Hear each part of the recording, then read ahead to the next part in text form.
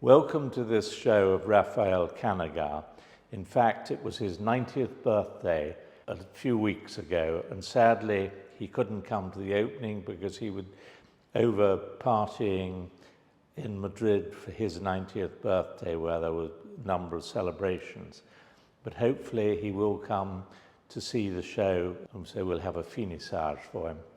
I first came across Canogar's work about 15 years ago in the Reina Sofia, and I was immediately taken by it. There's a sort of energy in it that is difficult to explain.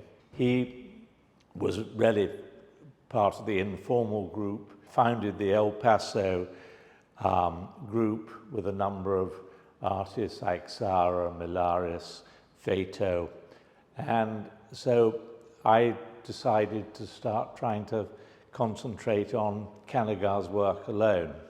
It's taken us a good 10 years to put this exhibition together, and I'm very, very happy with it. He's also sort of part of the Artists in Cuerco, which is a bit outside Madrid, that the Fundación One March has an extraordinary addition to their museums around the place.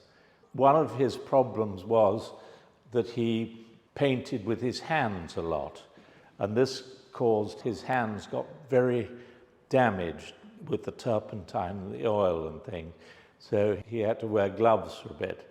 And then in the 60s he went to the States in about 1963 and came back and became very political in ways and slightly more figurative, and started using fiberglass and things in his work, which again nearly killed him because of materials he was using. So he sort of, for his sake of art, has harmed himself twice.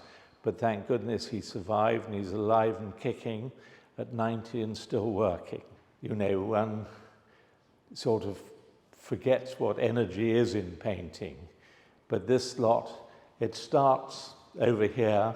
This is the earliest painting from 1958. Because he was that much younger, there isn't an earlier period, not like Saura and the others. He was considerably, well, a number of years younger, so he's thrown in at the deep end into informal. And I think informal is a school, or whatever you want to call it, that is going to be really reevaluated, because it leads, it's an essential part of leading into the 60s. But you can see in this one the sort of starting of the finger and this. So when you get further into the show, I think this is probably the next one, and you really see the energy of the fingers and this and that, the thickness.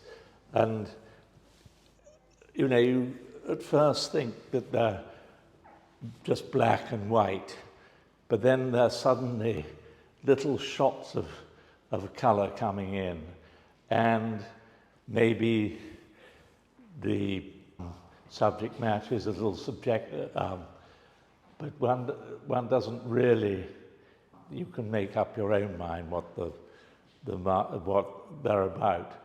I love this, you know, the juxtaposition between these two, because this one is quite sort of the most abstract in a way, but suddenly these colours get picked up here. At first, you just think of this as being black and white, then you pick it up there, and then suddenly these sort of beautiful bit of red, maybe flesh tones coming in. This is real end of the 50s art. This one here is the sort of the latest one in the show, and you can see that he's moving on from it, but it's still very gestural.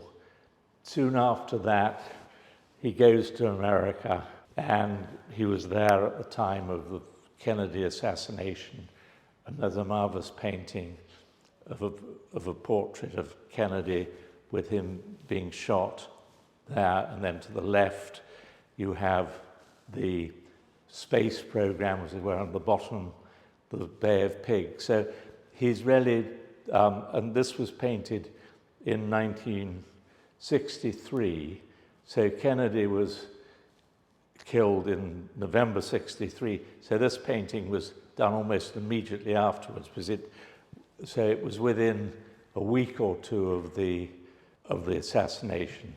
After this, he then goes back and they become more political, and then Franco dies, and then he changes. He says, I've had enough of politics. I'm now going to just paint what I want to paint.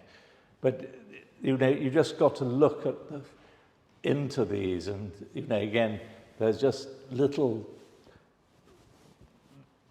shots of color that make such a difference. You know, sometimes I think I can see what the painting is about, and then other times I've got no idea. This one is a bit like looking into embers of a fire, and, you know, you see this landscape, and you can imagine things, and here, you know, people say, oh, this is a horse, there's this, and then you've got a cat there, and here's a horse, there's a cat, there's a tiger here, but, you know, here's a fish, you know, so you have all these marvelous puns to look at.